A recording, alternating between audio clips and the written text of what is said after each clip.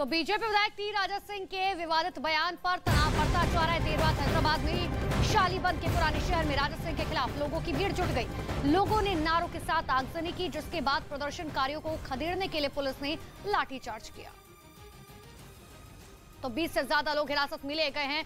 T Raja Singh के बयान के बाद लगातार हैदराबाद में माहौल बिगड़ता हुआ तस्वीर आपको दिखा रहे हैं, जहां पर माहौल बिगड़ा। देर रात वहां पर आगजनी की गई। देखिए, लाठीचार्ज पुलिस को वहां पर करना पड़ा मौके को संभालने के लिए।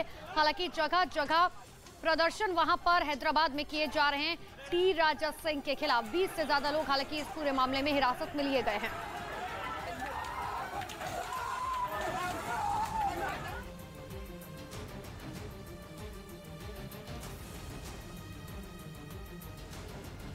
खबर है कि ताइवान को लेकर बढ़ रहा लगातार तनाव, ऑस्ट्रेलिया की टेंशन यहां पर बढ़ा रहा है। ऑस्ट्रेलिया की टेंशन की एक नहीं बल्कि कई वजह है। दावा यह है कि अगर दक्षिणी चीन सागर में तनाव बढ़ा तो ऑस्ट्रेलिया का हाल भी यूरोप वाला होगा। यानी जैसे यूरोप तेल से लेकर गैस तक के संकट से जूझ रहा है, ऑस्ट्रेलिया की हालत भी वैसी ही होगी। जैसे यूरोप में खाने से लेकर कपड़ों तक हर चीज के दाम आसमान छू रहे हैं, ऑस्ट्रेलिया में भी उसी तरह महंगाई आग लगा सकती है। जैसे यूरोप के आसपास समुद्री रास्ते बंद होने की वजह से उद्योग धंधे ठप पड़ गए, कुछ ऐसा ही हाल ऑस्ट्रेलिया का भी हो सकता है। जैसे यूरोप में तेल और गैस की किल्लत ने बड़ी बड़ी ताकतों को घुटने पर ला दिया, उसी तरह ऑस्ट्रेलिया को भी संकट का ट्रेलर दिखना शुरू हो गया है। इसलिए जैसे जैसे दक्षिणी चीन सागर में टेंशन बढ़ रही है, ताइवान और अमेरिका से ज्यादा ऑस्ट्रेलिया की सांसें ऊपर नीचे होने लगी हैं। दक्षिणी चीन सागर में जैसे जैसे जंगी जहाजों का बेड़ा बढ़ रहा है, ऑस्ट्रेलिया पर बहुत बड़े संकट के बादल मंडराने लगे हैं।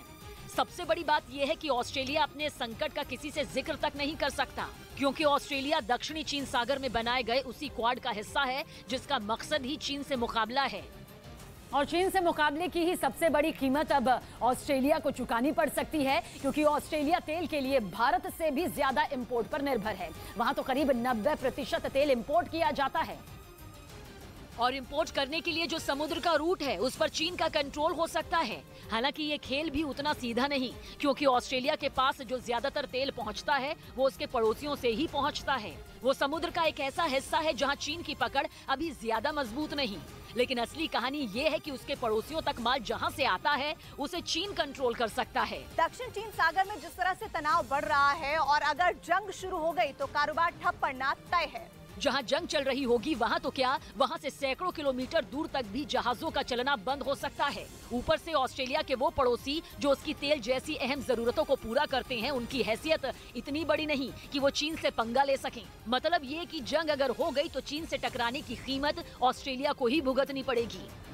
जिसकी सबसे बड़ी वजह यह है कि ऑस्ट्रेलिया में ज्यादातर कच्चे तेल का रिफाइनिंग का काम सिर्फ 2 ही जगहों पर होता है, और वो दोनों ही समुद्र के किनारे हैं। परेशानी यह है कि यहां तक जिन पड़ोसी देशों के जरिए कच्चा तेल पहुंचता है, वो भी खुद कच्चे तेल का भंडार नहीं रखते। मसलन दक्षिण कोरिया, सिंगापुर, जापान, ताइवान, ये सभी समुद्र में टापू जैसे देश हैं जो दुनिया की बड़ी ताकतों से कच्चा तेल लेकर उसे ऑस्ट्रेलिया को एक्सपोर्ट करते हैं। 27% तेल ऑस्ट्रेलिया तक दक्षिण कोरिया से पहुंचता है, 20% सिंगापुर से आता है, 15% आता है जापान से और 9% ताइवान से।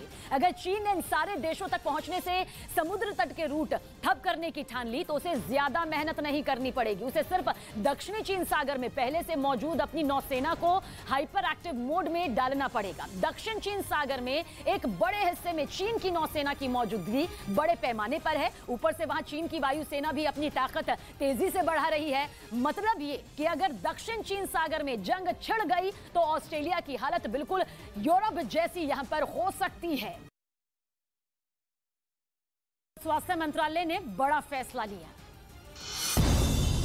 आयुष्मान भारत योजना का नाम अब आयुष्मान भारत प्रधानमंत्री जन आरोग्य योजना मुख्यमंत्री योजना कर दिया गया। कुछ राज्यों ने पहले इसके नाम पर आपत्ति जताई थी, जिसे देखते हुए ये बदलाव किया गया। अभी इस योजना के तहत बनने वाले कार्ड पर केंद्र के अलावा राज्यों का लोगो भी लगेगा। हालांकि दिल्ली, पश्चिम बंगाल और ओडिशा अब तक इसमें शामिल नहीं है। इस योजना में ट्रांसजेंडर को भी शामिल कर लिया गया।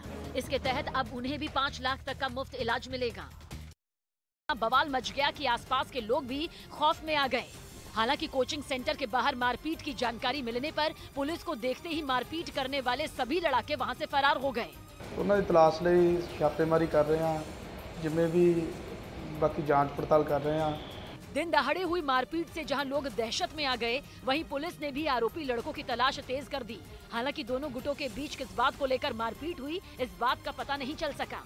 और सिर्फ फाइटर जेट और युद्धपोत ही नहीं, खबर यह भी है कि ताइवान के पास एक और ऐसा खतरनाक हथियार है जो जंग छिड़ने पर चीन को बेबस कर सकता है। और उसका ये घातक हथियार है बंकरों का एक ऐसा मायाजाल जो ताइवान ने चप्पे चप्पे पर फैला रखा है।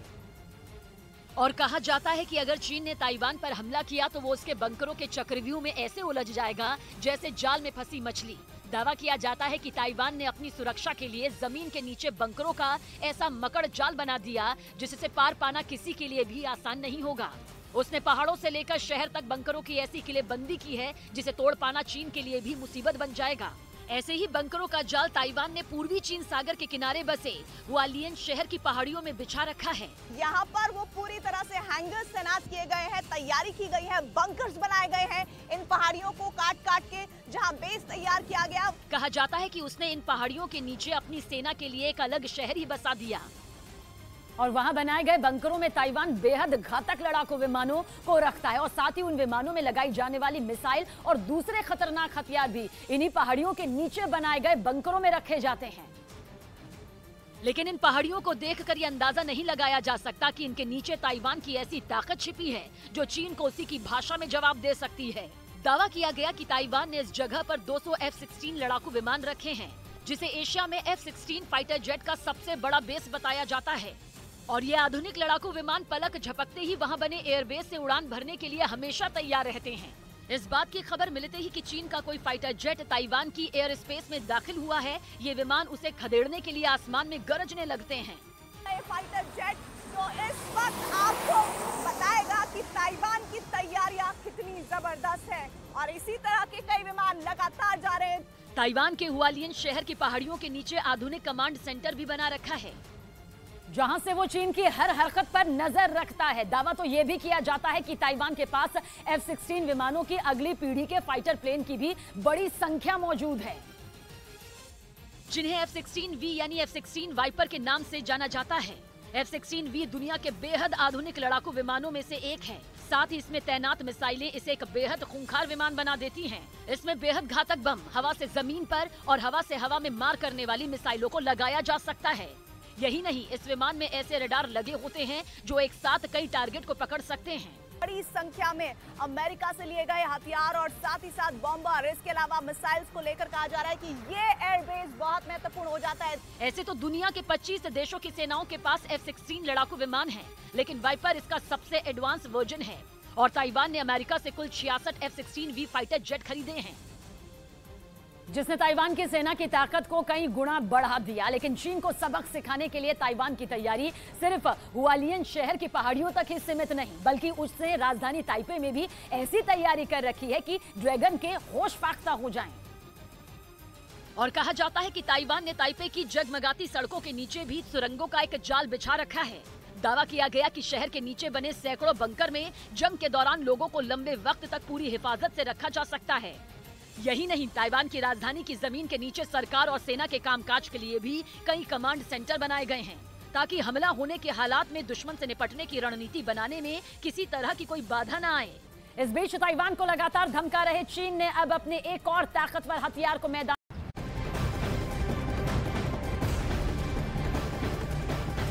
और इसी बीच बड़ी खबर आपको बता दें, रूस और यूक्रेन के बीच युद्ध के 6 महीने पूरे हो चुके हैं, लेकिन युद्ध थमने का नाम नहीं ले रहा।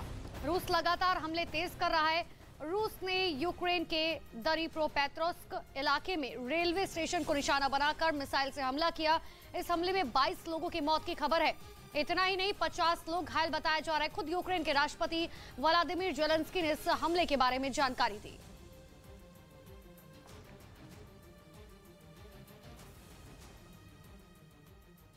कि YU-20 ने ताइवान स्ट्रेट के ऊपर उड़ रहे J-16 फाइटर जेट में बड़ी ही आसानी से ईंधन भर दिया। और चीन का J-16 लड़ाकू विमान उसी ताइवान स्ट्रेट के ऊपर उड़ान भर रहा था, जहां से ताइवान को डराने के लिए चीन ने कई बार मिलिट्री ड्रिल की। क्योंकि ताइवान और अमेरिका की नजदीकी ने ड्रैगन को भड़का दिया था।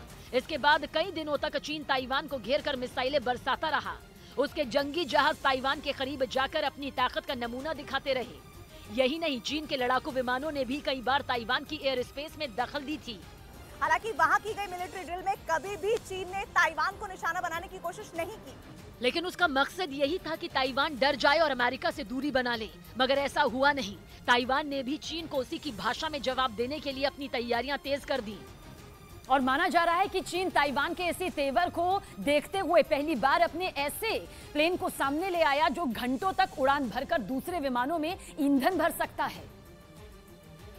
जिसके बाद चीन ने दावा किया कि नई जनरेशन का ये टैंकर एयरक्राफ्ट उसकी वायुसेना की ताकत को और बढ़ा देगा। हालांकि चीन अपने YU-20 विमान को पहली बार आधिकारिक रूप से दुनिया के सामने लाया, लेकिन इससे पहले भी वो इसका इस्तेमाल एक ऑपरेशन में कर चुका है। खबर के मुताबिक 28 नवंबर 2021 को चीन के कई विमान, जिनमें YU-20 टैंकर एयरक्राफ्ट भी शामिल था, ताइवान की समुद्री सीमा में घुस गए थे। कहा जाता है कि वो पहला मौका था जब YU-20 टैंकर एयरक्राफ्ट को ताइवान के नजदीक देखा गया था। यही नहीं, दावा तो ये भी किया जाता है कि उस वक्त YU-20 ने 2 J-16 लड़ाकू विमानों में ईंधन भी भरा था। बताया जाता है कि चीन के पास ईंधन भरने वाले 24 H-6U विमान पहले से हैं, लेकिन वो ना तो लंबी दूरी तक उड़ान भर सकते हैं और ना ही उनमें ज्यादा ईंधन ले जाने की क्षमता है।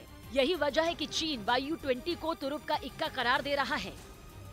उधर अमेरिका और चीन के बीच एक बड़ी जंग को अब तय माना जा रहा है और इसकी वजह अकेला ताइवान नहीं बल्कि तेजी से बदल रही दुनिया में ताकत के समीकरण हैं। ऐसे समीकरण जिनमें अमेरिका को वजूद की लड़ाई लड़नी पड़ सकती है,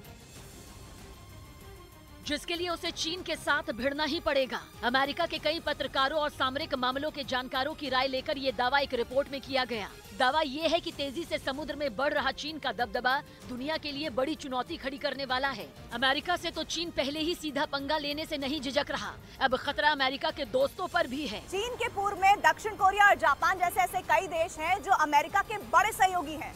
अमेरिका के इन दोस्तों को भी अगर ऐसा लगने लगा अमेरिका उनकी सुरक्षा नहीं कर पाएगा तो खतरा बहुत बड़ा होगा। अमेरिका के लिए ताकत के सारे समीकरण बदल जाएंगे। सुपर पावर होने का अमेरिका का भ्रम पूरी तरह टूट जाएगा। अमेरिका का दुनिया की महाशक्ति का तमगा भी खतरे में पड़ जाएगा, खासतौर पर तब जब यूक्रेन की जंग के कारण अमेरिका की साख को बहुत बड़ा धक्का लगा था। ऐसे में अमेरिका को अपना वजूद बचाने के लिए चीन के साथ जंग लड़ना बेहद जरूरी हो सकता है और ऊपर से ताइवान पर भड़का विवाद चीन के लिए भी सीधी चुनौती से कम नहीं है, क्योंकि नैन्सी पेलोसी की यात्रा चीन को सीधी ललकार है। चीन की लाख चेतावनी के बावजूद नैन्सी पेलोसी की यात्रा भी हुई, वो भी ऐसे वक्त में जब चीन पर ताइवान की वन चाइना वाली पॉलिसी कमजोर होने लगी हो। पिछले कुछ सालों में ताइवान में चीन के खिलाफ गुस्सा बढ़ा है। चीन की नीतियों और विस्तारवाद वाली सोच के खिलाफ ताइवान के लोगों की आवाज बुलंद होने लगी। चीन पिछले 15 सालों से लगातार कभी कानूनों में बदलाव करके तो कभी अहम जगहों पर अपनी लोगों की तैनाती करके ताइवान को कंट्रोल करने की कोशिश में लगा है, लेकिन उसकी पकड़ मजबूत होने की बजाय कमजोर होती जा रही है।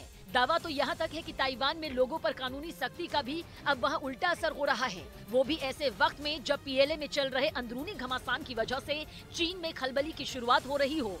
मध्य प्रदेश में आसमान से इतना पानी बरसा कि हाहाकार मच गया। राज्य में हालात इस कदर बिगड़ गए कि कई इलाकों में बाढ़ से मची तबाही थमने का नाम लेती दिखाई नहीं दे रही। वहां पिछले 2 दिनों से 6000 से ज्यादा लोगों को सुरक्षित जगहों पर ले जाया गया, लेकिन कई इलाके अभी भी बुरी तरह से जूझ रहे हैं। इनमें आगर मालवा जिला भी शामिल है, जहां बाढ़ का खतरा बना हुआ है। लेकिन कुछ लोग हैं कि सतर्कता बरतने को तैयार नहीं।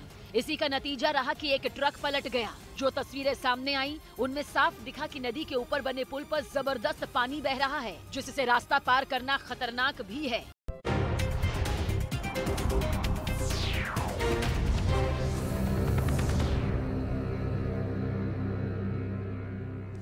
जम्मू कश्मीर में BSF ने सरहद पार से घुसपैठ की कोशिश को नाकाम किया। सांबा सेक्टर में BSF की फायरिंग में घुसपैठिया घायल हुआ। सुरक्षा बलों ने 8 किलो हेरोइन भी बरामद किया है। BSF की फायरिंग के बाद घुसपैठिया वापस पाकिस्तान भाग गया। तो घायल घुसपैठिया वापस पाकिस्तान भाग गया। हालांकि 8 किलो हेरोइन इस शख्स से बरामद किया गया। सांबा में ड्रग्स बेचने की कोशिश, BSF ने 8 किलो ड्रग्स बरामद किए। तो LOC पर पाकिस्तान की ये बड़ी साजिश को नाकाम किया गया। देखिए तस्वीर आपको दिखा रहे हैं, 8 किलो ये हेरोइन बताई जा रही है, जिसे BSF ने बरामद कर लिया। हालांकि शख्स जो है वो वापस भागकर पाकिस्तान चला गया।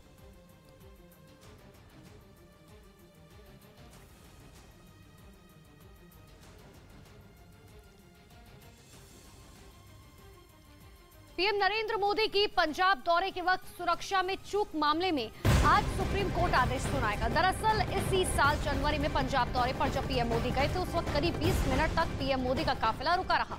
सुरक्षा में चूक मामले में जांच के लिए जस्टिस इंदु मल्होत्रा के नेतृत्व में जांच समिति गठित की गई थी।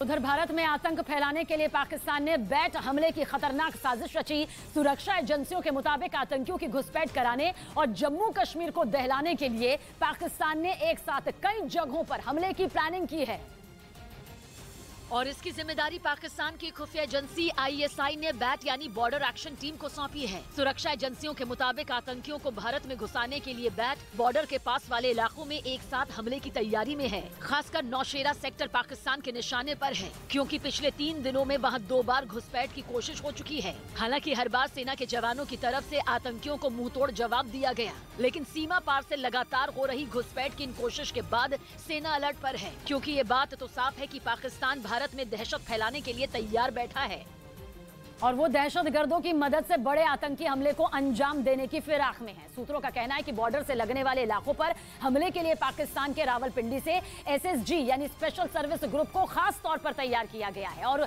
उस ग्रुप में शामिल आतंकियों को रावलपिंडी के ही मिलिट्री बेस में ट्रेनिंग भी दी गई। दावा किया गया कि ISI ने हमले के लिए जो टीम तैयार की उसमें लश्कर और जैश के आतंकी के अलावा पाकिस्तानी सेना के कमांडो और जवान भी शामिल हैं। ये भी बताया जा रहा है कि रावलपिंडी में ट्रेनिंग के बाद इस टीम को खैबर पख्तूनवा में स्पेशल ट्रेनिंग भी करवाई गई। सुरक्षा एजेंसियों के सूत्रों का कहना है कि पाकिस्तान ने बैट को जम्मू के अखनूर सेक्टर, राजौरी के सुंदरबनी और नौशेरा के सेक्टर में तैनात किया है और बताया जा रहा है कि बैट जल्द ही इन इलाकों पर हमला बोल सकती है, जिसे लेकर सेना अलर्ट मोड पर है। असल में पाकिस्तान ने बैट यानी कि बॉर्डर एक्शन टीम को भारत की सीमा में घुसकर 1 से 3 किलोमीटर के दायरे में हमले के लिए तैयार किया है।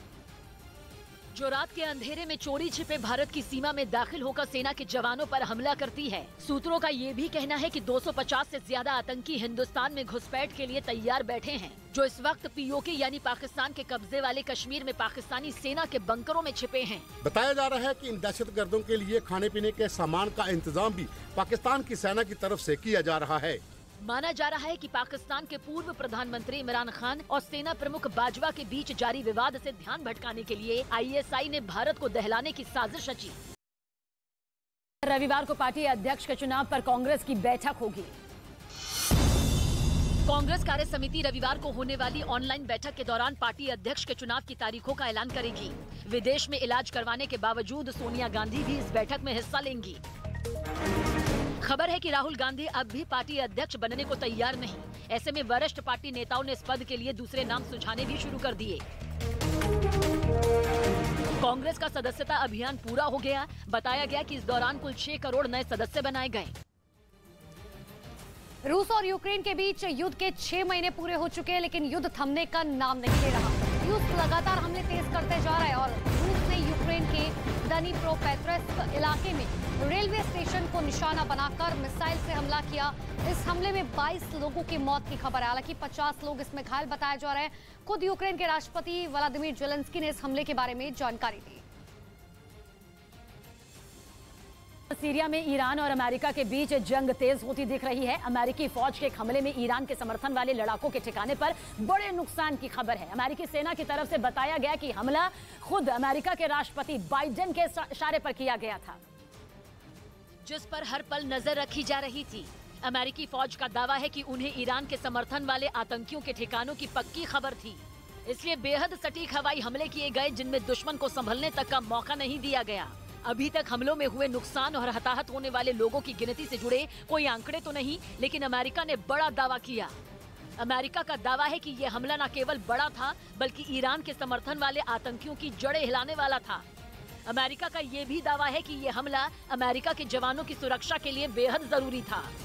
इसलिए माना जा रहा है कि अमेरिकी फौज का यह हमला सीरिया में 15 अगस्त को हुए हमलों का बदला लेने के लिए किया गया। 15 अगस्त को सीरिया में अमेरिकी फौज के ठिकानों पर ड्रोन से हमले किए गए थे, जिनमें अमेरिकी फौज को बड़ा नुकसान हुआ था। ऊपर से ये हमले पूर्वी सीरिया के एक ऐसे हिस्से में हुए जो रणनीतिक लिहाज से बेहद अहम है। सीरिया की पूर्वी सीमा इराक से लगती है, जहां तेल का बहुत बड़ा भंडार माना जाता है। ऊपर से 15 अगस्त को हुए हमले की वजह से सीरिया में अमेरिका का पूरा मिशन खतरे में पड़ गया था। इसलिए ये तो तय था कि अमेरिका की सेना चुप नहीं बैठेगी, बल्कि जवाबी हमला इतनी जल्दी और इतना जोरदार होगा जिसका अंदाजा किसी को नहीं था। हालांकि अमेरिका की फौज के हवाई हमलों को भी तनाव का अंत नहीं माना जा रहा, बल्कि ये तो एक भीषण जंग की शुरुआत साबित हो सकती है। ईरान ने अगर इन हमलों का जवाब देने की कोशिश की तो सीरिया में एक और अंतहीन जंग तय है। महाराष्ट्र के कई इलाके बारिश और बाढ़ की चपेट में हैं, लेकिन इन सब के बीच नासिक के एक इलाके से ऐसी ही तस्वीर देखने को मिली, जहां पुल न होने की वजह से लोग जान जोखिम में डालकर नदी पार कर रहे हैं। नासिक के मोराबादी इलाके के लोगों को बारिश के इस मौसम में जब ये नदी उफान पर है, ऐसे में भी नदी पार करके काम पर जाने को मजबूर है। पुल न होने की वजह से लोगों को सालों से काफी दिक्कतों का सामना करना पड़ रहा है। सब गांव के लोग खेती बाड़ी करते हैं, तो उनको अपने खेत में जाने के लिए भी दिक्कतें और परेशानियों से जूझना पड़ता है। मोराबादी इलाके के करीब 3 गाँव के सैकड़ों लोगों को इस नदी को रोजाना पार करना पड़ता है। स्कूली बच्चों को भी जान जोखिम में डालकर पढ़ाई के लिए जाना पड़ता है। टिकटॉक स्टार और बीजेपी की नेता सोनाली फोगाट के घर वालों ने उनकी मौत की सीबीआई जांच करवाने की मांग उठा दी। 2 दिन पहले यानी 22 अगस्त को गोवा में सोनाली के दिल का दौरा पड़ने की वजह से मौत हो गई थी, लेकिन घर वालों ने उनकी मौत पर सवाल उठा दिया। परिवार का आरोप है कि किसी साजिश के तहत सोनाली फोगाट की हत्या की गई। न्याय हमारे को चाहिए भाई, सीबीआई इंक्वायरी होनी चाहिए और नार्को टेस्ट होना चाहिए। यही नहीं, घर वालों ने सोनाली के पीए सुधीर सांगवान को उसकी मौत का जिम्मेदार ठहरा दिया। गोवा पुलिस को दी गई शिकायत में परिवार ने सुधीर और उनके दोस्त सुखविंदर पर रेप करने और वीडियो बनाकर सोनाली को ब्लैकमेल करने का इल्जाम लगाया। और ये भी आरोप है कि सोनाली की मौत के बाद सुधीर सांगवान ने ही उनका लैपटॉप और मोबाइल गायब करवा दिया। साथ ही ये भी कहा गया कि वो हर वक्त सोनाली पर नजर रखता था और पिछले कई महीनों से उनके खाने में कुछ मिलाता आ रहा था। क्योंकि घर वालों का दावा है कि 22 अगस्त को जब उनकी बात सोनाली से हुई थी तो उन्होंने खाने में किसी चीज के मिलाने का जिक्र किया था। बाद में उसी शाम को उनकी तबीयत अचानक खराब हुई और फिर अस्पताल में उनकी मौत हो गई। इसके बाद ये बात सामने आई कि वो शूटिंग के सिलसिले में गोवा गई थी, लेकिन परिवार वालों का कहना है कि उन्हें उनके गोवा जाने की जानकारी ही नहीं थी। गोवा का एकदम अचानक कोई कार्यक्रम बना, हमें इसके बारे में कोई जानकारी नहीं थी। यही नहीं, परिवार ने गोवा पुलिस पर जानबूझकर सुधीर सांगवान के खिलाफ कार्रवाई नहीं करने का आरोप लगाया। साथ ही उनका पोस्टमार्टम दिल्ली के एम्स अस्पताल में कराने की मांग भी की। हालांकि खुद गोवा के मुख्यमंत्री प्रमोद सावंत ने इस मामले की हर एंगल से जांच का भरोसा दिया। गोवा पुलिस उसके हरियाणा की जो केस हुई है उसके बारे में सीरियसली देख रहे हैं। डीजीपी खुद मॉनिटर कर रहे हैं। वहीं गोवा पुलिस ने भी इस मामले में सोनाली फोगाट से जुड़े लोगों के बयान दर्ज करने का भरोसा दिया। ज्ञानव्यापी मामले पर 12 सितंबर को फैसला आएगा। वाराणसी की जिला कोर्ट में ज्ञानव्यापी मामले पर सुनवाई हुई, जिसके बाद अदालत ने अपना फैसला सुरक्षित रख लिया। यानी अदालत ये तय करेगी कि ज्ञानव्यापी विवाद में मुकदमा आगे चलेगा या नहीं। ज्ञानव्यापी केस की सुनवाई के दौरान मुस्लिम समुदाय से जुड़े पक्ष ने दावा किया कि ये मस्जिद औरंगजेब की संपत्ति है। हिंदू समुदाय से जुड़े पक्ष ने उम्मीद जताई कि जिला कोर्ट का फैसला उनके पक्ष में आएगा। दृढ़ विश्वास है कि फैसला हमारे पक्ष में आएगा। राजस्थान के बारां में भारी बारिश ने तबाही मचाई है। बीते 24 घंटे से लगातार हो रही बारिश की वजह से कई इलाकों में बाढ़ आ गई, जिसकी वजह से लोगों का जीना मुहाल हो गया। सामने आए वीडियो में दूर दूर तक सिर्फ पानी ही पानी नजर आया, जिसमें कई मकान और झोपड़ी डूबे दिखाई दिए। वहीं कई घंटों तक हुई जोरदार बारिश की वजह से काली सिंध नदी का जलस्तर बढ़ गया, जिससे नदी के किनारे बने शिव मंदिर के चारों तरफ पानी भर गया, जिसकी वजह से दर्शन करने आए श्रद्धालु वहीं फंस गए। नीचे के गाँव बहुत सारे इसमें डूब में आए हैं, बहुत सारा नुकसान हुआ है। बताया गया कि लगातार हो रही मूसलाधार बारिश की वजह से नदियों में पानी बढ़ रहा है, जिसकी वजह से अभी भी कई गांवों पर खतरा बना हुआ है। ऐसे में प्रशासन ने एहतियात बरतते हुए कई इलाकों में हाई अलर्ट जारी कर दिया है।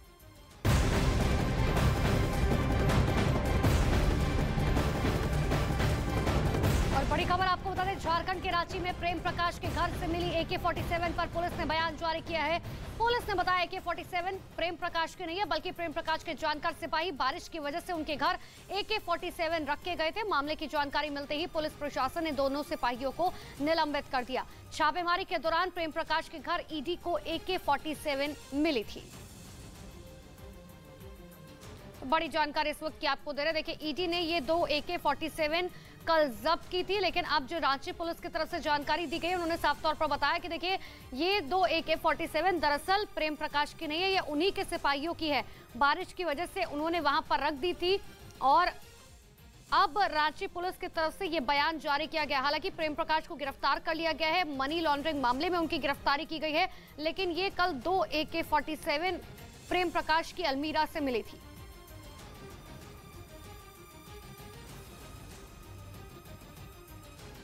गृह मंत्रालय ने पंजाब के डीजीपी को चिट्ठी लिखकर आशंका जताई कि पंजाबी सिंगर सिद्धू मूसेवाला की हत्या का बदला लेने के लिए राज्य में गैंगवॉर छिड़ सकता है। करीब 3 महीने पहले 29 मई को पंजाब के मानसा में मूसेवाला की दिन दहाड़े गोलियों से छलनी करके हत्या कर दी गई थी। और जांच एजेंसियों ने यह दावा किया था कि मूसेवाला को लॉरेंस बिश्नोई के इशारे पर मौत के घाट उतारा गया। इसके बाद Bambiha gang, Neeraj Bawana gang, gangster Bhupi Rana और टिल्लू ताजपुरिया समेत कई दूसरे गैंग ने सिद्धू मूसेवाला के कत्ल का बदला लेने का ऐलान किया था। और अब गृह मंत्रालय की तरफ से चिट्ठी लिखकर पंजाब के डीजीपी को आगाह किया गया कि कोर्ट में पेशी के दौरान गैंगस्टर लॉरेंस बिश्नोई और जग्गू भगवानपुरिया पर हमला हो सकता है। मतलब ये कि सिद्धू मूसेवाला की हत्या का बदला लेने के लिए दूसरे गैंग के लोग पुलिस कस्टडी में ही दोनों का कत्ल कर सकते हैं। और अगर ऐसा हुआ तो पंजाब में गैंगवॉर छिड़ जाएगी, जिससे राज्य की कानून व्यवस्था बिगड़ सकती है। दिल्ली में इलेक्ट्रिक बसों की एक और खेप सड़कों पर उतारी गई। दिल्ली के सीएम अरविंद केजरीवाल ने राजधानी में 97 इलेक्ट्रिक बसों को हरी झंडी दिखाई। दिल्ली एयरपोर्ट पर पुलिस ने वीजा धोखाधड़ी के आरोप में 3 लोगों को गिरफ्तार कर लिया। इनमें एक राज्य स्तर का कबड्डी खिलाड़ी, दूसरा पूर्व मर्चेंट नेवी अधिकारी और तीसरा गायक है। आरोप है कि ये लोग विदेश भेजने के नाम पर लोगों से ठगी करते थे। यूपी के लखनऊ में सलमान खान की तरह दिखने वाले आजम अंसारी नाम के आदमी ने रेलवे ट्रैक पर एक वीडियो शूट किया, जिसके बाद अब आरपीएफ ने केस दर्ज कर लिया। और अब खबर रूस के मॉस्को से, जहां पर उत्तरी मॉस्को में एक गोदाम में भीषण आग लग गई। आग लगने के बाद इलाके में अफरा तफरी देखने को मिली। हालांकि गोदाम में आग लगने के बाद काफी देर तक धुएं का गुबार नजर आया। हालांकि आग किस वजह से लगी, इस बारे में अभी तक किसी को जानकारी नहीं, लेकिन मॉस्को में गोदाम में भीषण आग लगी, जिसकी तस्वीरें आपके सामने हैं। उत्तरी मॉस्को में ये भीषण आग की तस्वीरें, जहां देखिए सिर्फ धुएं का गुबार जो है वो साफ तौर पर नजर आया। पटना में आरजेडी के एमएलसी सुनील सिंह के घर पर सीबीआई ने छापा मारा, जिसके बाद खूब हंगामा हुआ। सुनील सिंह को लालू प्रसाद यादव के परिवार का करीबी माना जाता है और उनके घर पर सुबह सुबह पड़ी रेड ने बिहार की सियासत में उबाल ला दिया। जैसे ही सीबीआई की उनके घर पर रेड शुरू हुई, सुनील सिंह के समर्थक घर के गेट के बाहर इकट्ठा होने लगे। ये लोग पोस्टर लेकर वहां धरने पर बैठ गए। तस्वीरों में भी साफ तौर पर देख सकते हैं जो आरजेडी के तमाम कार्यकर्ता हैं घर के बाहर अभी हंगामा कर रहे हैं। घर के बाहर समर्थकों ने शोर मचाया और घर की बालकनी से सुनील सिंह ने रेड के दौरान वो अपनी बालकनी में आए और वहीं से अपना गुस्सा दिखाया। सुनील सिंह को लालू प्रसाद यादव के परिवार का खास माना जाता है और उनके घर पर उसी दिन छापा पड़ा जिस दिन विधानसभा में नीतीश सरकार का फ्लोर टेस्ट होना था। आरजेडी ने इसी बात का जिक्र किया। उसने रेड की टाइमिंग पर खुलकर सवाल उठाए और अपनी बालकनी से तमतमाते हुए सुनील सिंह ने खुलकर ये बात बोली। 100% जानबूझ करके, कोई मतलब नहीं है इसका। सुनील सिंह के घर के बाहर प्रदर्शन करने वाले उनके समर्थकों ने भी उनके सुर में सुर मिलाया। केंद्र सरकार सीधा सीधी टारगेट लिए हुए है जब से तेजस्वी जी की सरकार बनी है। रेड के बाद एमएलसी सुनील सिंह को हिरासत में ले लिया गया। यही नहीं, बवाल बढ़ने के बाद सीआरपीएफ के और जवानों को भी बुलाया गया। सुनील सिंह जून 2020 में आरजेडी के एमएलसी चुने गए थे और वो बिहार में आरजेडी के कोषाध्यक्ष भी हैं। यूं ही नहीं कहा जाता कि वो लालू प्रसाद यादव परिवार के सबसे भरोसेमंद चेहरों में शामिल हैं, जिसका अंदाजा इसी से लगाया जा सकता है कि राबड़ी देवी हर साल उन्हें रक्षाबंधन पर राखी बांधती हैं। और इसी वजह से आरजेडी ने सुनील सिंह के घर पर छापे को सियासी बदला बताने की कोशिश की, लेकिन बीजेपी ने आरजेडी के आरोपों को बेबुनियाद बताया। भ्रष्टाचार के लिए ना तो कोई कुंडली है, तो जन्म टिप्पण बनता है, तो उसके लिए कोई तिथि निर्धारित होने का सवाल ही नहीं उठता। संजय राउत के करीबियों की मुश्किलें बढ़ गईं। मुंबई पुलिस ने कोविड केयर सेंटर में घोटाले के आरोपों पर संजय राउत के करीबियों पर केस दर्ज कर लिया। मुंबई के एक बड़े होटल को उड़ाने की धमकी देने के 2 आरोपियों को गुजरात के वलसाड से पकड़ लिया गया। दिल्ली की तिहाड़ जेल में आपसी झगड़े में एक कैदी की मौत हो गई। और इस वक्त की बड़ी खबर आपको बता दें, जम्मू कश्मीर से, जहां पर कटरा में एक बार फिर से भूकंप के झटके महसूस किए गए। आधी बीती रात को करीबन 12 बजे आए भूकंप की तीव्रता 3.2 मापी गई। पिछले 3 दिन में जम्मू प्रांत के जिला डोडा, किश्तवाड़ और माता वैष्णो देवी मंदिर के आधार शिविर कटरा में 9 बार भूकंप के झटके महसूस किए गए, जिसमें 3 बार सिर्फ कटरा में हल्के झटके महसूस किए गए। तो वहीं पिछले 3 दिनों में डोडा और किश्तवाड़ में 6 बार भूकंप के झटके महसूस किए गए।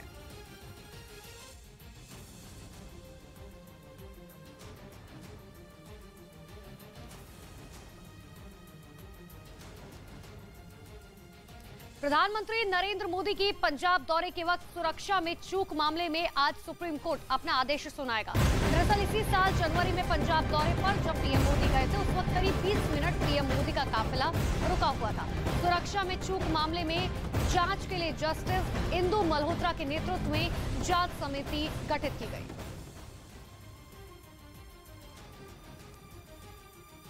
मध्य प्रदेश में आसमान से इतना पानी बरसा कि हाहाकार मच गया। राज्य में हालात इस कदर बिगड़ गए कि कई इलाकों में बाढ़ से मची तबाही थमने का नाम लेती दिखाई नहीं दे रही। वहां पिछले 2 दिनों से 6000 से ज्यादा लोगों को सुरक्षित जगहों पर ले जाया गया, लेकिन कई इलाके अभी भी बुरी तरह से जूझ रहे हैं। इनमें आगर मालवा जिला भी शामिल है, जहां बाढ़ का खतरा बना हुआ है।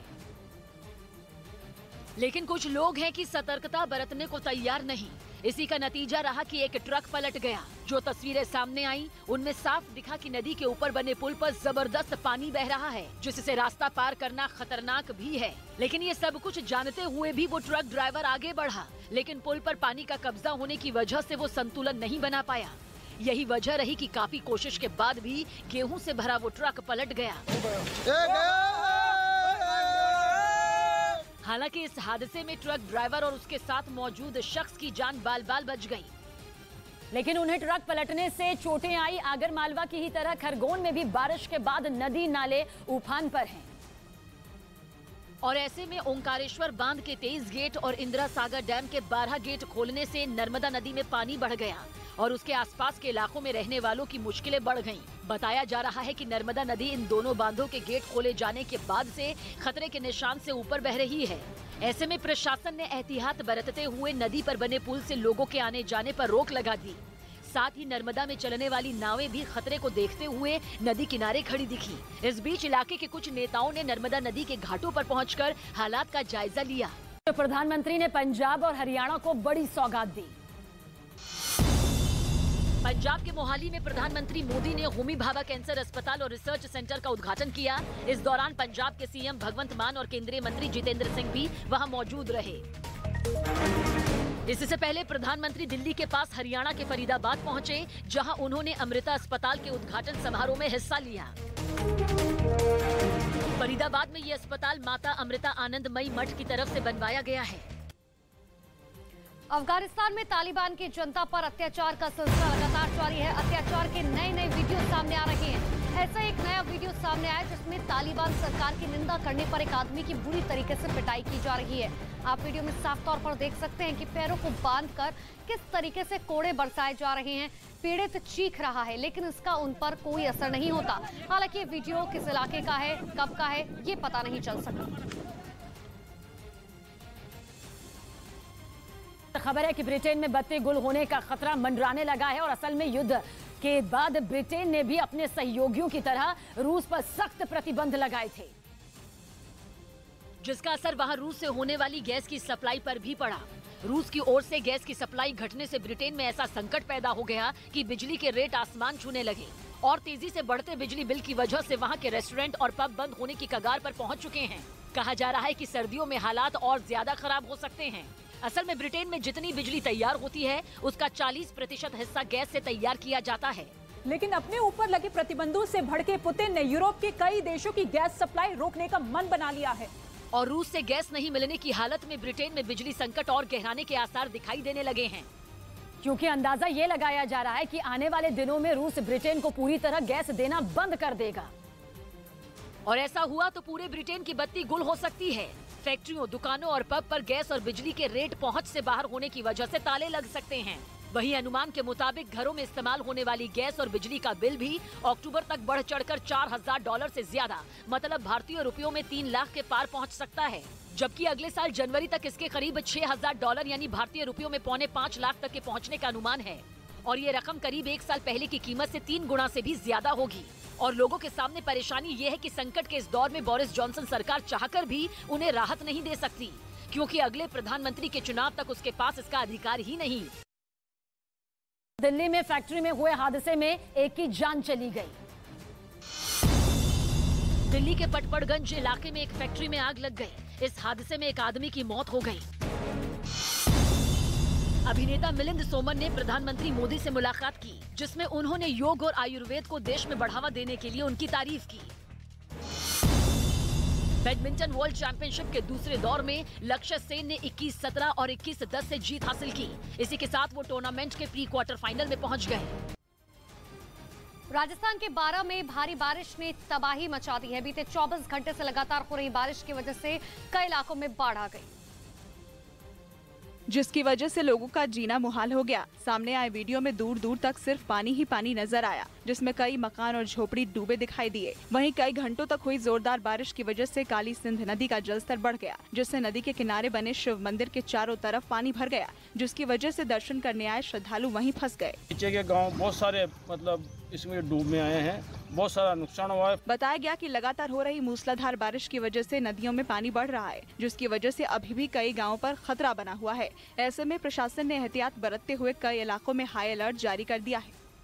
उधर भारत में आतंक फैलाने के लिए पाकिस्तान ने बैट हमले की खतरनाक साजिश रची। सुरक्षा एजेंसियों के मुताबिक आतंकियों की घुसपैठ कराने और जम्मू कश्मीर को दहलाने के लिए पाकिस्तान ने एक साथ कई जगहों पर हमले की प्लानिंग की है।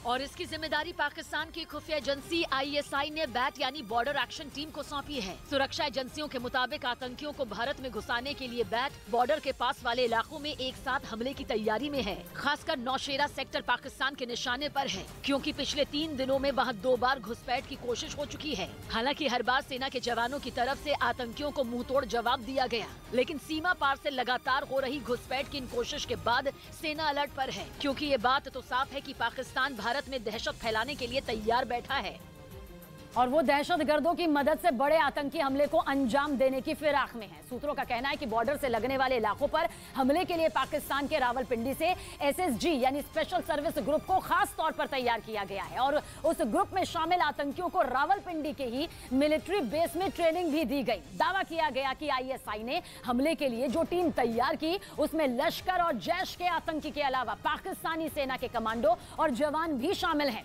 ये भी बताया जा रहा है कि रावलपिंडी में ट्रेनिंग के बाद इस टीम को खैबर पख्तूनवा में स्पेशल ट्रेनिंग भी करवाई गई। सुरक्षा एजेंसियों के सूत्रों का कहना है कि पाकिस्तान ने बैट को जम्मू के अखनूर सेक्टर, राजौरी के सुंदरबनी और नौशेरा के सेक्टर में तैनात किया है और बताया जा रहा है कि बैट जल्द ही इन इलाकों पर हमला बोल सकती है, जिसे लेकर सेना अलर्ट मोड पर है। असल में पाकिस्तान ने बैट यानी कि बॉर्डर एक्शन टीम को भारत की सीमा में घुसकर 1 से 3 किलोमीटर के दायरे में हमले के लिए तैयार किया है। जो रात के अंधेरे में चोरी छिपे भारत की सीमा में दाखिल होकर सेना के जवानों पर हमला करती है। सूत्रों का ये भी कहना है कि 250 से ज्यादा आतंकी हिंदुस्तान में घुसपैठ के लिए तैयार बैठे हैं, जो इस वक्त POK यानी पाकिस्तान के कब्जे वाले कश्मीर में पाकिस्तानी सेना के बंकरों में छिपे हैं। बताया जा रहा है कि इन दहशतगर्दों के लिए खाने पीने के सामान का इंतजाम भी पाकिस्तान की सेना की तरफ से किया जा रहा है। माना जा रहा है कि पाकिस्तान के पूर्व प्रधानमंत्री इमरान खान और सेना प्रमुख बाजवा के बीच जारी विवाद से ध्यान भटकाने के लिए ISI ने भारत को दहलाने की साजिश रची। अवैध खनन पर ED ने बड़ी कार्रवाई की। झारखंड और बिहार में अवैध खनन से जुड़े मामलों में ED ने दिल्ली, NCR और रांची समेत 17 जगहों पर छापेमारी की। दावा किया गया कि रांची में छापे के दौरान आरोपी प्रेम प्रकाश के मकान से 2 AK-47 भी मिली। बताया गया कि पुलिस गिरफ्त में आए झारखंड के मुख्यमंत्री हेमंत सोरेन के करीबी पंकज मिश्रा और दूसरे आरोपियों से मिली जानकारी के बाद ये छापेमारी की गई। प्रेम प्रकाश के मकान से हथियार मिलने की खबर के बाद बीजेपी सांसद निशिकांत दुबे ने इस पूरे मामले की NIA से जांच करवाने की मांग की। महाराष्ट्र के कई इलाके बारिश और बाढ़ की चपेट में है, लेकिन इन सब के बीच में नासिक के एक इलाके से ऐसी तस्वीर देखने को मिली जिसने सबको हैरान कर दिया। जहां पुल न होने की वजह से लोग जान जोखिम में डालकर नदी पार कर रहे हैं। नासिक के मोराबादी इलाके के लोगों को बारिश के इस मौसम में जब ये नदी उफान पर है, ऐसे में भी नदी पार करके काम पर जाने को मजबूर है। पुल न होने की वजह से लोगों को सालों से काफी दिक्कतों का सामना करना पड़ रहा है। सब गाँव के लोग खेती बाड़ी करते हैं, तो उनको अपने खेत में जाने के लिए भी दिक्कतें और परेशानियों से जूझना पड़ता है। मोराबादी इलाके के करीब 3 गांव के सैकड़ों लोगों को इस नदी को रोजाना पार करना पड़ता है। स्कूली बच्चों को भी जान जोखिम में डालकर पढ़ाई के लिए जाना पड़ता है। खबर है कि जंग की वजह से अमेरिका समेत यूरोप के देशों का बैन झेल रहे पुतिन की मुश्किल को ईरान दूर कर सकता है। कहा जा रहा है कि इसके लिए दोनों देशों के बीच एक प्लान भी तैयार हो चुका है, और प्लान ऐसा जिसमें दोनों देशों की चांदी हो जाएगी। माना जा रहा है कि पुतिन ने ईरान के साथ मिलकर बैन को बेअसर करने की रणनीति तैयार कर ली। पुतिन ने ईरान के साथ मिलकर ऐसी योजना तैयार की जो उन्हें प्रतिबंधों की मार से बचा लेगी, और दावा किया गया कि पुतिन ने इसकी सारी तैयारी तभी कर ली थी जब वो जंग शुरू होने के बाद पहली बार रूस से बाहर निकले थे। पुतिन ने जुलाई में ईरान की राजधानी तेहरान का दौरा किया था, और कहा जा रहा है कि तभी उन्होंने ये तय कर लिया था कि ईरान के साथ मिलकर वो रूस के ऊपर बैन के असर को खत्म कर देंगे, क्योंकि फरवरी में यूक्रेन पर हमले के बाद से ही पश्चिमी देशों ने रूस पर कई कड़े आर्थिक प्रतिबंध लगा रखे हैं, जिसकी वजह से जंग के बीच पुतिन की परेशानियां बढ़ गईं। जैसे जैसे जंग लंबी खिंची, उनकी मुसीबतों में भी इजाफा होता गया। माना जाता है कि पश्चिमी देशों के तेल और गैस न लेने से रूस को बड़ा नुकसान हो रहा है। कहा जा रहा है कि इसीलिए पुतिन ने प्लान बनाया कि वो ईरान के जरिए अपना तेल और गैस दूसरे देशों को भेजेगा। दावा किया गया कि इस प्लान पर काम करने के लिए रूस की सबसे बड़ी एनर्जी कंपनी गज़प्रोम के साथ दूसरी और कई कंपनियों के अधिकारी भी तेहरान पहुँचे थे। उनका ये दौरा पुतिन के दौरे के बाद हुआ था। वहीं ईरान के भी कई अधिकारियों ने मॉस्को का दौरा किया था, और कहा जाता है कि दोनों देशों में हुई बातचीत के बाद ईरान इस बात के लिए तैयार हो गया कि वो रूस के तेल को बैन के बाद भी दूसरे देशों तक पहुंचाएगा, जबकि रूस उसके देश में परमाणु पावर प्लांट में मदद कर ही रहा है, जिसके लिए अमेरिका से ईरान की तनातनी भी चल रही है। अमेरिका नहीं चाहता कि ईरान परमाणु हथियार बनाए, लेकिन रूस परमाणु तकनीक की मदद के लिए ईरान के साथ खड़ा है, और माना जा रहा है कि इसलिए ईरान बैकडोर से रूस का तेल बेचने की तैयारी में जुट गया।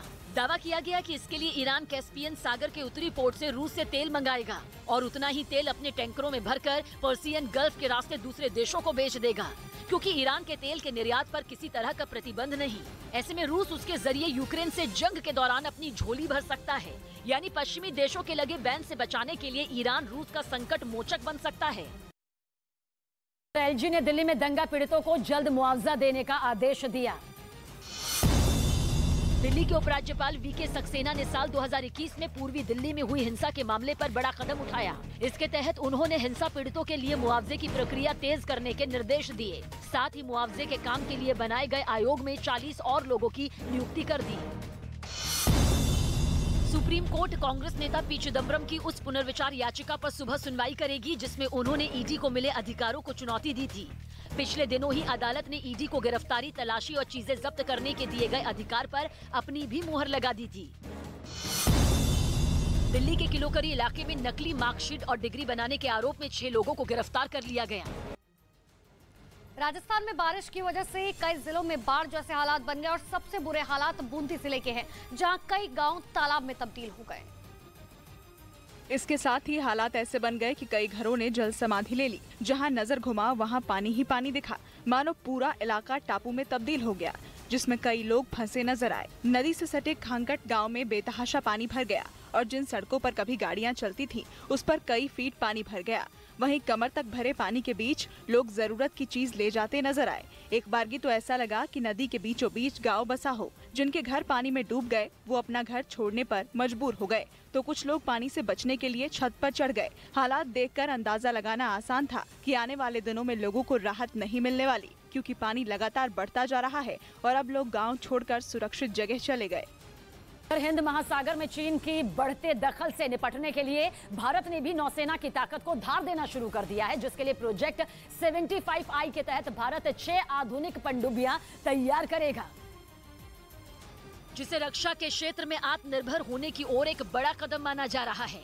खबर है कि इस प्रोजेक्ट के लिए स्पेन ने अपनी सबसे ताकतवर S80+ क्लास की पनडुब्बी की तकनीक साझा करने का ऑफर दिया, जिसे स्पेन ने समंदर में खतरनाक मिशन को अंजाम देने के लिए तैयार किया है। साथ ही इनमें ऐसी तकनीक का इस्तेमाल किया गया जिसकी मदद से पानी के अंदर इसका पता लगाना काफी मुश्किल हो जाता है। अपनी इसी पनडुब्बी की तकनीक की पेशकश करने जल्द ही स्पेन के प्रधानमंत्री भारत आने वाले हैं, और डील पर मुहर लगने के बाद भारत में ही S80+ क्लास की पनडुब्बी को तैयार किया जाएगा। मतलब प्रधानमंत्री नरेंद्र मोदी की मेक इन इंडिया मुहिम कामयाबी का एक और झंडा गाड़ेगी। क्योंकि एक बार स्पेन से तकनीक मिलने के बाद भारत भी उसकी S80+ जैसी खतरनाक पनडुब्बी खुद ही तैयार करना शुरू कर देगा और स्पेन ने इस क्लास की पहली पनडुब्बी S81 का इसी साल समंदर में परीक्षण शुरू किया है।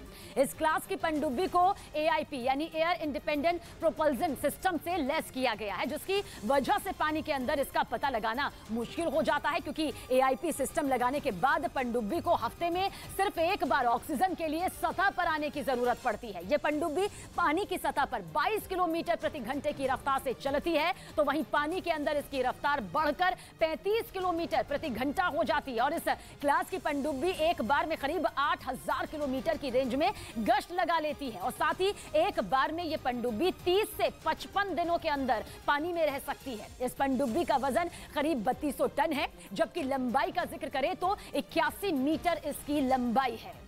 टीएमसी नेता अनुब्रत मंडल को जेल भेजा गया।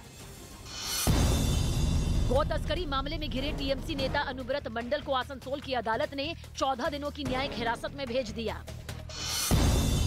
पश्चिम बंगाल के शिक्षक भर्ती मामले में सीबीआई ने सिलीगुड़ी समेत कई जगहों पर छापेमारी की। आईसीसी की ताजा वनडे रैंकिंग में शुभमन गिल 45 स्थान की छलांग लगाकर 38वें नंबर पर पहुंच गए।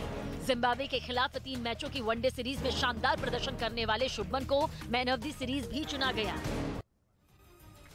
तो वही राजस्थान के धौलपुर से भी इसी तरीके की तस्वीरें सामने आई, जहां भारी बारिश की वजह से बाढ़ में फंसे कई लोगों को रेस्क्यू किया गया। पिछले कई दिनों से हो रही बारिश ने लोगों की मुसीबतें बढ़ा दी हैं।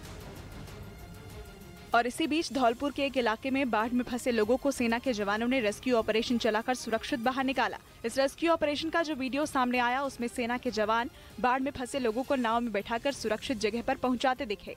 बताया गया कि कोटा बैराज से पानी छोड़ने से चंबल नदी का जलस्तर बढ़ गया, जिसकी वजह से धौलपुर के कई इलाकों में पानी भर गया, जिससे लोगों को अपना घर तक छोड़ना पड़ा। छत्तीसगढ़ की राजधानी रायपुर में बेरोजगारी के खिलाफ भारतीय जनता युवा मोर्चा के कार्यकर्ता सड़कों पर उतर आए, जिनकी अगुवाई संगठन के राष्ट्रीय अध्यक्ष तेजस्वी सूर्या ने की।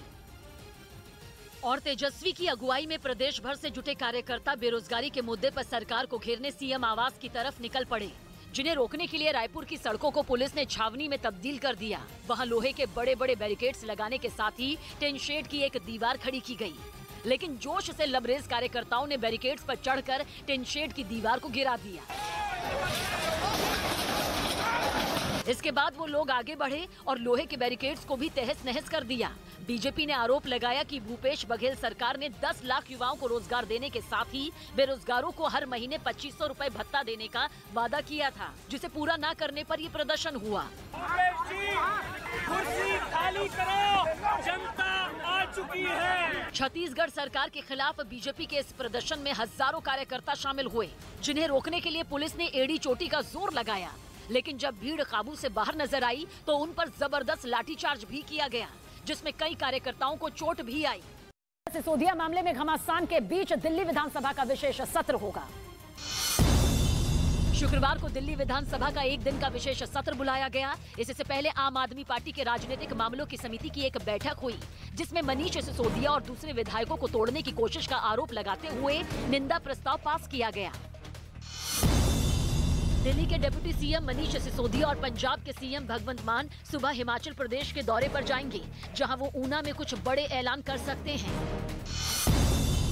शनिवार से शुरू होने वाले एशिया कप के लिए वीवीएस लक्ष्मण को टीम इंडिया का मुख्य कोच बनाया गया। वो कोरोना की चपेट में आए राहुल द्रविड़ की जगह टीम की कमान संभालेंगे।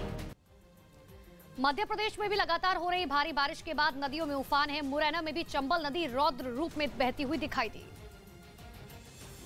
चंबल के गुस्से का अंदाजा इसी बात से लगाया जा सकता है कि चिन्नौनी, सबलगढ़, अंबाह, पोरसा, जौरा विकास खंड के 100 से ज्यादा गांव जलमग्न हो गए हैं।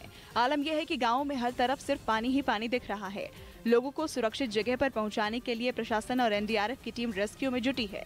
मुरैना में बाढ़ की स्थिति को देखते हुए सीएम शिवराज सिंह चौहान ने मोर्चा संभाल लिया है। आनन फानन में सीएम शिवराज मुरैना पहुंचे और लोगों को हर संभव मदद का भरोसा दिया। अनाज का, कपड़े लत्ते, बर्तन का नुकसान होता है तो उसकी भी सर्वे करके, क्षति का आकलन करके जनता की सहायता करेंगे। चंबल के गुस्से का सामना सिर्फ मुरैना की ही जनता नहीं कर रही है, बल्कि भिंड और श्योपुर जिले में भी चंबल नदी ने तांडव मचाया हुआ है। खबर है कि लीबिया ने दुनिया के सबसे खतरनाक माने जाने वाले MQ-9 रीपर ड्रोन को मिसाइल हमले में मार गिराया। अमेरिका का ये वो ड्रोन है जिसकी मदद से उसने 31 जुलाई को अल-कायदा के सरगना अल जवाहिरी को ढेर करने का दावा किया था। और अब खबर है कि लीबिया ने अमेरिका के उसी MQ-9 रीपर ड्रोन को आसमान में ढेर कर दिया। लीबिया का आरोप है कि अमेरिका का ये ड्रोन बिना इजाजत उसकी हवाई सीमा में गश्त लगा रहा था, जिसके बाद उसे बेंगाजी हवाई अड्डे के पास जमीन से हवा में मार करने वाली एक मिसाइल से तबाह कर दिया गया। लीबिया की तरफ से इसका एक वीडियो भी जारी किया गया, जिसमें आसमान से एक ड्रोन जमीन पर तेजी से गिरता दिखाई दिया। इस दौरान उससे काले धुएं का गुब्बार निकलता नजर आया। चंद सेकंड के अंदर ही वो ड्रोन जमीन पर आ गिरा और जमीन से टकराते ही उसमें भीषण आग लग गई और थोड़ी ही देर में वो जलकर राख हो गया। लीबिया का दावा है कि अमेरिका का ये ड्रोन इटली के एक मिलिट्री बेस पर तैनात था, जो पिछले कुछ दिनों से लीबिया के आसमान में चक्कर काट रहा था। और इसी वजह से अमेरिका के इस MQ-9 रीपर ड्रोन को उड़ा दिया गया। हालांकि अमेरिका के अलावा ब्रिटेन, नीदरलैंड, स्पेन, फ्रांस और इटली इस ड्रोन का इस्तेमाल कर रहे हैं, लेकिन ये ड्रोन आतंक के खिलाफ अभियान में अमेरिका के लिए ब्रह्मास्त्र साबित हुआ। करीब 1 महीने पहले ही अमेरिका ने इसी ड्रोन की मदद से अपने सबसे बड़े दुश्मन और अल-कायदा के सरगना अल जवाहिरी को काबुल में ढेर करने का दावा किया था। क्योंकि दुश्मनों का काल माने जाने वाला ये ड्रोन पलक झपकते ही सटीक निशाना लगाकर टारगेट को तबाह कर देता है। साथ ही ये उस स्टेल्थ तकनीक से लैस है जिसके इस्तेमाल से आधुनिक रडार और एयर डिफेंस सिस्टम चकमा खा जाते हैं।